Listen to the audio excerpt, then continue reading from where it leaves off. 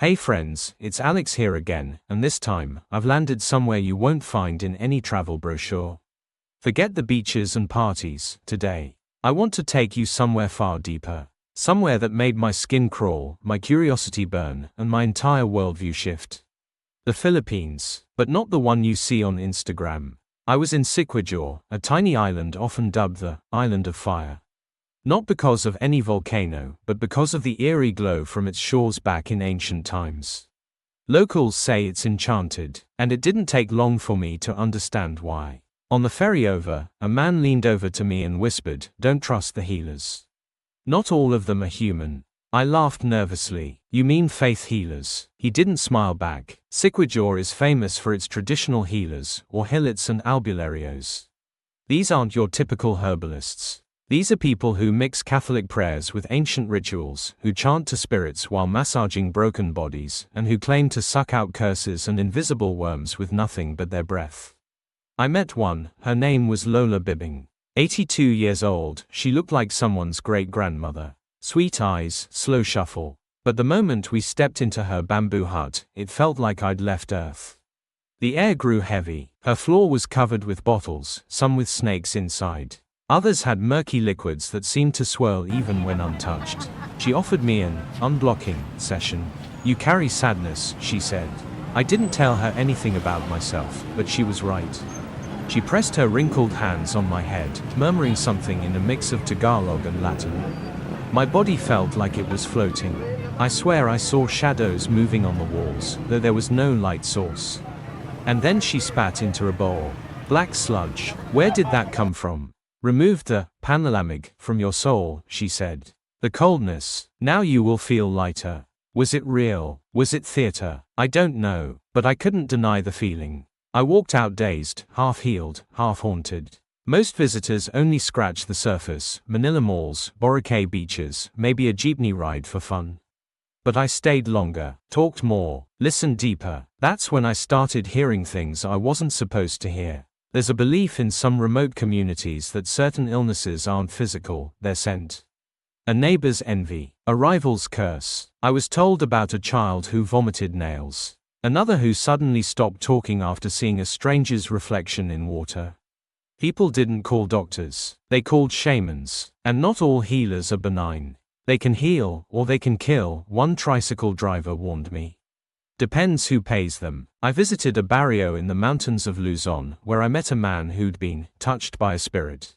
For 2 years, he'd been unable to sleep, haunted by nightmares. Doctors gave up. A local witch, not a healer, promised relief. She bathed him in chicken blood under the new moon, chanting names I couldn't even pronounce. A week later, he slept. Coincidence? Or something else? But then I learned the price. His pet dog disappeared, his crops failed. Some say the spirit was appeased, others say it just moved. This is what no guidebook tells you. That healing here is never just physical. That energy, fear, and faith intertwine. And then, there's what you're not allowed to ask about. I mentioned exorcisms once, over dinner in a rural village. The table went silent. One man stood up and left. Another whispered, "Some things don't like to be talked about.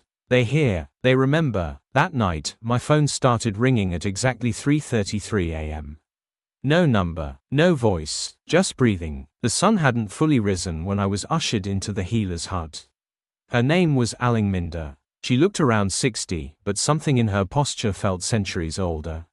Her eyes met mine, sharp, unreadable, and deeply grounded. She wore a deep purple sarong, her hair pulled back tightly, a necklace of old beads resting on her chest. She motioned for me to sit. I didn't tell her anything about myself, and yet, she began to speak. In Tagalog first, then broken English. "Your sleep, it is not good. You have wind inside. Heavy thoughts, tied to your back." I froze, not because I believed in psychic powers, but because she described what I hadn't even told my Airbnb host: the nightmares, the restlessness, the pressure between my shoulder blades that no massage could fix. She burned herbs I couldn't name, then pulled out a long, carved stick. "You ready?" she asked. I nodded. That's when the hillet began. Her hands, strong, rhythmic, pressed into points along my spine. I expected something gentle. Instead, it felt like she was pressing through layers of time. At one point, I cried. Not from pain, from release. Then she placed a bowl of water in front of me and cracked an egg into it.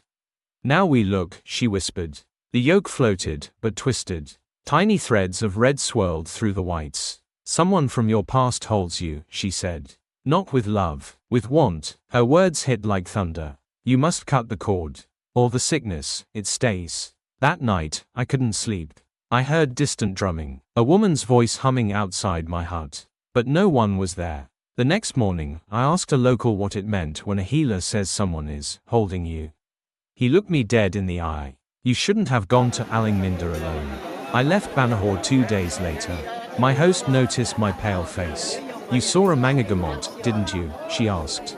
Her voice dropped. I nodded. She leaned in close and said, some healers don't just see sickness. They take it in. If they're too powerful, they attract others. Others? I didn't understand, until I kept asking questions. Locals told me stories they didn't want to tell. Whispers of disappearances, children born with strange birthmarks, and tourists who never came back the same.